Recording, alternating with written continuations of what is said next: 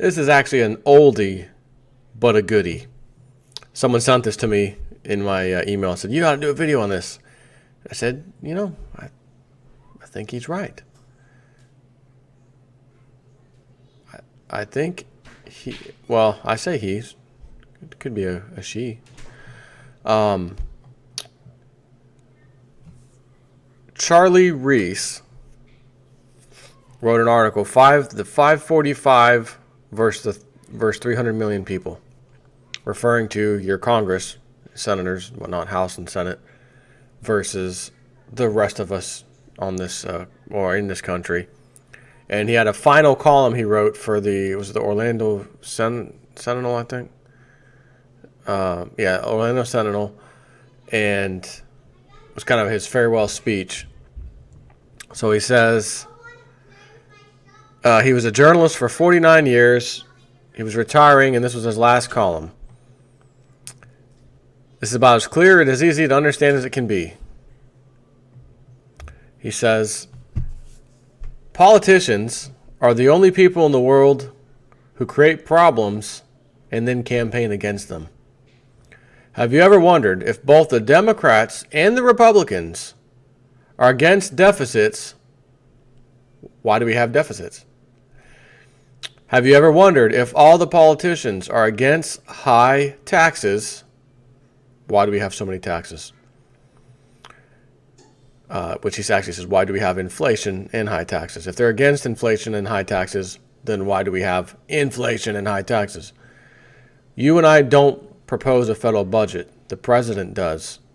You and I don't have the constitutional authority to vote on appropriations. The House of Representatives does. You and I don't write the tax code. Congress does. You and I don't set fiscal policy. Congress does. You and I don't control monetary policy. The Federal Reserve Bank does. 100 senators and 435 congressmen, 1 president, 9 Supreme Court justices. That equates to 545 human beings out of the 300 plus million of us who are directly, legally, morally, and individually responsible for the domestic problems that plague this country. I exclude the members of the Federal Reserve Board because that problem was created by the Congress in 1913. They delegated its constitutional duty, their constitutional duty, to provide a sound currency to a federally chartered but yet privately owned central bank. I excluded all the special interests and lobbyists for a sound reason. They have no legal authority. They have no ability to coerce a senator or congressman or president to do one cotton-picking thing. I don't care if they offer a politician $1 million in cash. The politician has the power to accept or reject it. No matter what the lobbyist promises, it is the legislator's responsibility to determine how he or she votes.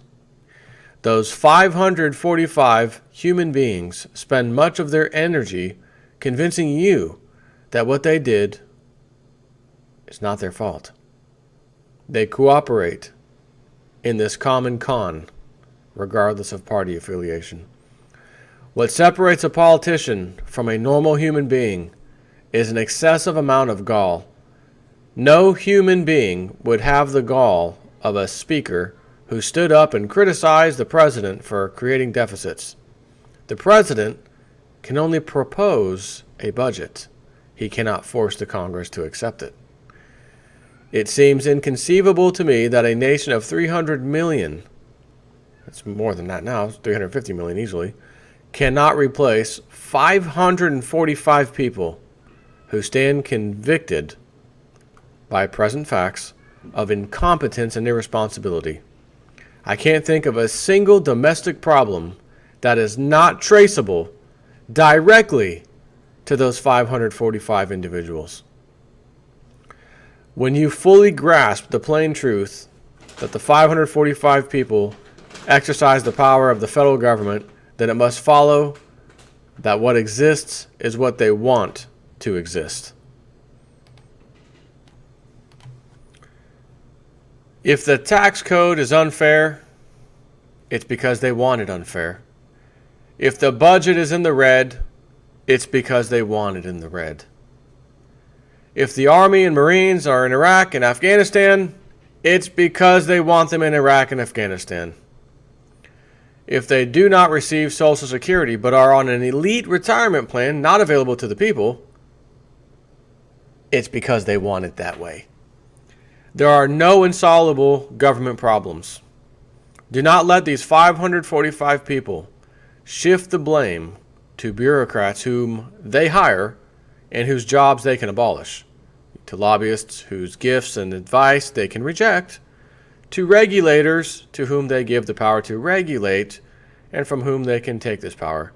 Above all, do not let them con you into the belief that there exists disembodied mystical forces like the economy or inflation or politics that prevent them from doing what they take an oath to do. Those 545 people, and they alone, are responsible. They and they alone have the power. They and they alone should be held accountable by the people who are their bosses. Provided the voters have the gumption to manage their own employees, we should vote all of them out of office and clean up their mess. And he ends this with the old tax, what I'm going to refer to as the People's Tax Code poem, if you will. Tax his land, tax his bed, tax the table at which he's fed, tax his tractor, tax his mule, teach him taxes are the rule. Tax his work, tax his pay, he works for peanuts anyway. Tax his cow, tax his goat, tax his pants, tax his coat. Tax his ties, tax his shirt, tax his work, tax his dirt. Tax his tobacco, tax his drink, tax him if he tries to think. Tax his cigars, tax his beers, if he cries, tax his tears. Tax his car, tax his gas, find other ways to tax his ass. Tax all he has, then let him know that you won't be done till he has no dough. When he screams and hollers, then tax him some more. Tax him till he's good and sore. Then tax his coffin, tax his grave, tax the sod in which he's laid. Put these upon his tomb. Taxes drove me to my doom. When he's gone, do not relax. It's time to apply the inheritance tax. And we also have, just in case you're wondering, some of these taxes we're actually talking about. Accounts receivable tax, building permit tax, CDL license tax, cigarette tax, corporate income tax, dog license tax, excise taxes. About to say, I maybe need to erase that off the video. They can give the government an extra. Oh, we could tax for exercising? Yeah, sorry about that. Didn't mean to give them any ideas. Federal income tax, federal unemployment tax, fishing license tax, food license tax, fuel permit tax, gasoline tax, currently, which as of this writing, 44 cents per gallon. Gross receipts tax, hunting license tax, inheritance tax, inventory tax, IRS interest charges, IRS penalties, tax on top of tax. Liquor tax, luxury taxes, marriage license tax, Medicare tax, personal property tax, real estate tax, service charge tax, Social Security tax, road usage tax, recreational vehicle tax, sales tax, school tax, state income tax, state unemployment tax, telephone federal excise tax, telephone federal universal service fee tax, telephone federal, state, and local surcharge taxes, telephone minimum usage surcharge tax, telephone recurring and non-recurring charges tax, telephone state and local tax, telephone usage charge tax, utility taxes, vehicle license registration tax, vehicle sales tax, watercraft registration tax, well permit tax, workers' compensation tax. And he says, you still think this is funny? Not one of these taxes existed a little over 100 years ago. And our nation was the most prosperous in the world. We had absolutely no national debt. This whole thing, 8 trillion turned to 9 trillion, 12 trillion, 14, 16, 18, 19 trillion currently, didn't exist at all. I've looked at the charts. Going all the way back, it's pretty much flat until you get to 1970-ish. Starts to creep. 1980, oh my God, first $1 trillion. That turns to 3 trillion, 6 trillion, 9 trillion, 19 trillion. And it went from 9 trillion to 19 trillion in Obama's 2 terms, which he's not even done yet. So what is it going to be when he actually leaves office come January of next year? What's the actual debt ceiling at that point? Where are we at? That remains to be seen. So he says, we had no debt, had the largest middle class in the world, and mom stayed home to raise the kids. What in the heck happened? Can you spell politicians?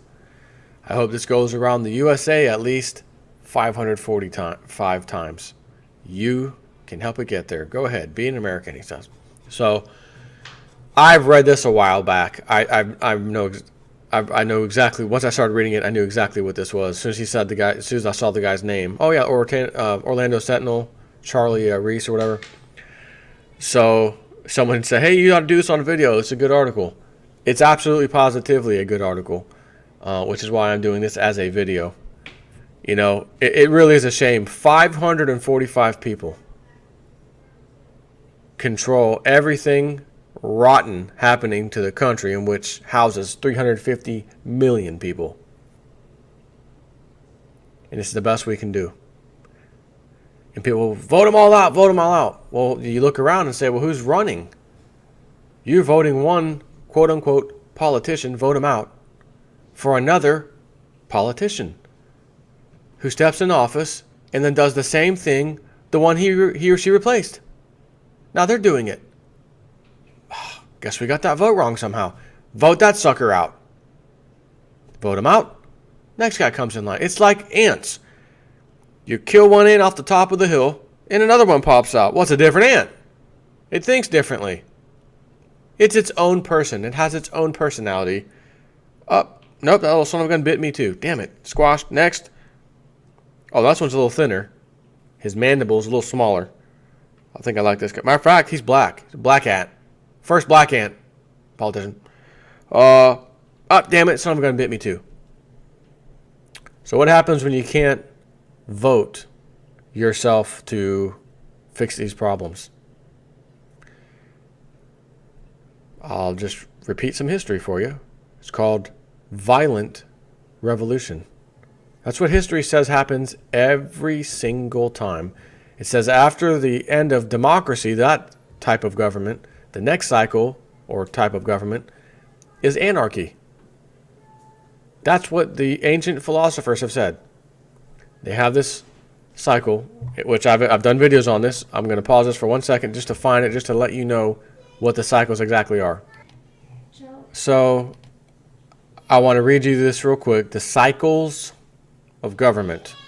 According to Polybius, who has the most fully developed version of the cycle, it rotates through 3 basic forms of government: democracy, aristocracy, and monarchy. And the 3 degenerate forms of each of these governments, which is autocracy, oligarchy, and tyranny.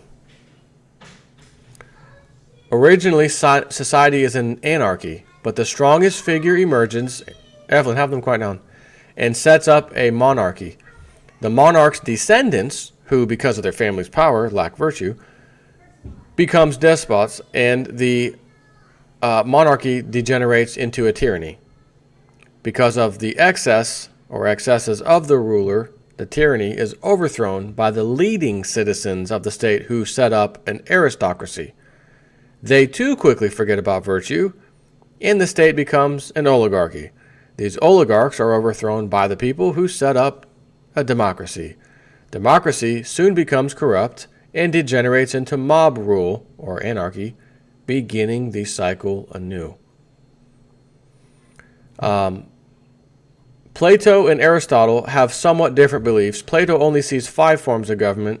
Aristotle believes the cycle begins with monarchy and ends in anarchy, but that it does not start anew.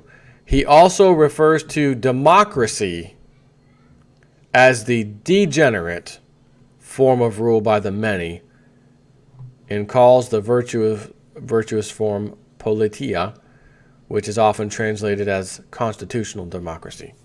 So, you see, it's all just a cycle. You have to understand it's coming. This is nothing new.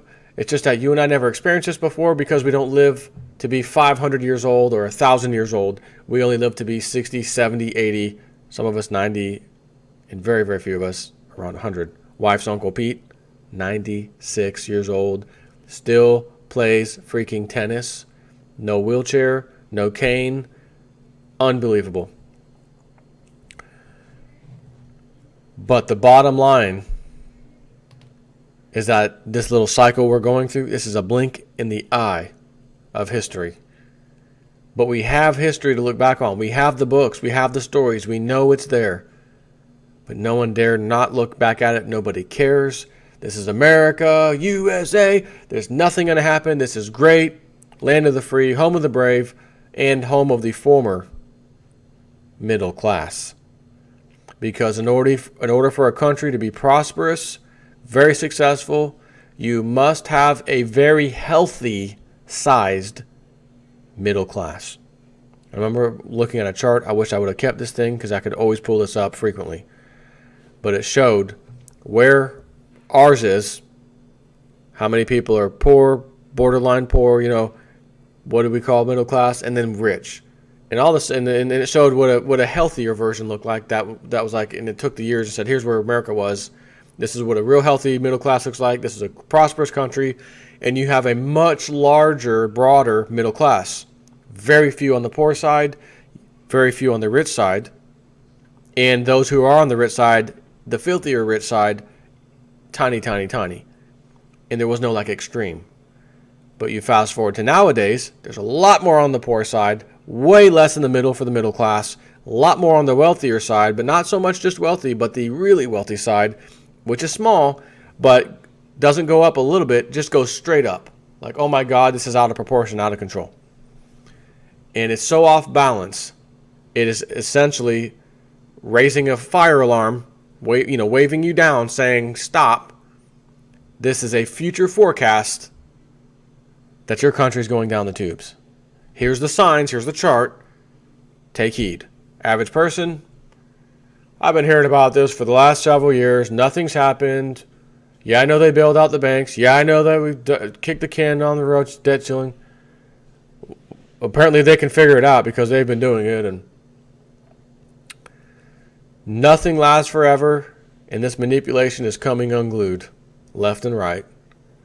We are all preparing for it by purchasing our precious metals while we sit back on the sidelines.